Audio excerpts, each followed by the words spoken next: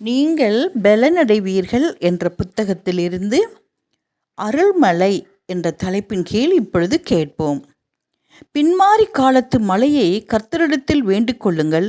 அப்பொழுது கர்த்தர் மின்னல்களை உண்டாக்கி வயல்வெளியில் அவரவருக்கு பயிர் உண்டாக அவர்களுக்கு மழையை கட்டளையிடுவார். சகரியா 10:1. கிழக்கத்திய நாடுகளில் விதைப்பின் காலத்தில் முன்மாறி பெய்யும். விதை முளைப்பதற்கு இது அவசியமாக இருக்கிறது. உரமூட்டும் மழையின் ஆற்றலின் கீழ் இளங்கிளை துளிர்த்து எழும்புகிறது. பருவத்தின் முடிவில் பெய்யும் பின்மாறி தானியத்தை முதிர வைத்து அறுப்பதற்கு ஆயத்தம் செய்கிறது. பரிசுத்த ஆவியின் வேலையை சுட்டி காட்டுவதற்கு இயற்கையின் இந்த செயல்பாடுகளை தேவன் பயன்படுத்துகிறார்.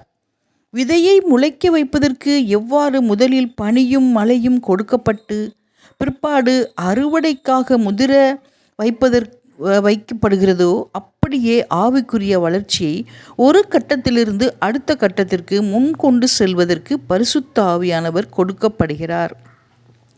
ஒரு ஆத்மாவிற்குள் தேவனுடைய கிருபையின் பணி நிறைவுற்றதை தானியத்தின் முதிர்ச்சி குறிப்பிடுகிறது.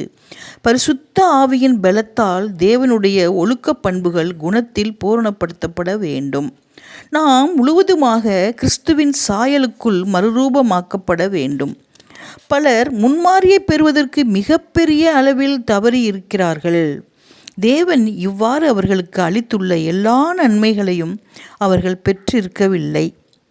இந்த பற்றாக்குறை பின்மாறியினால் சரி செய்யப்படும் என்று அவர்கள் எதிர்பார்க்கிறார்கள். கிருபையின் அருள் அபரிதமாக கொடுக்கப்படும்போது அதை பெற்றுக்கொள்ள தங்கள் இருதயங்களை திறக்கலாம் என்று நினைக்கின்றனர். அவர்கள் ஒரு பயங்கரமான தவறை செய்து கொண்டிருக்கிறார்கள்.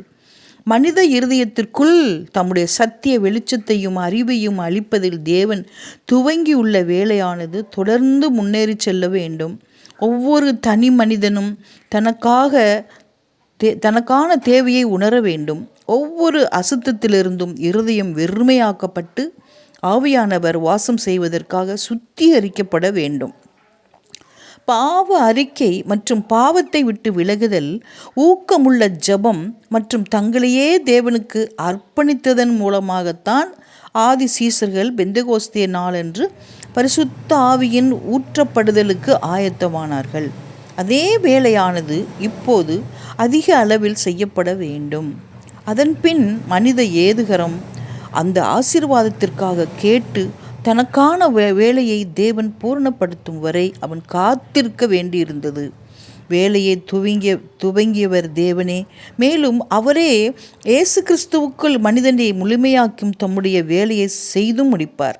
ஆனால் முன்மாறியின் மூலம் கொடுக்கப்பட்ட கிருபையை குறித்த அலட்சியம் காணப்படக்கூடாது.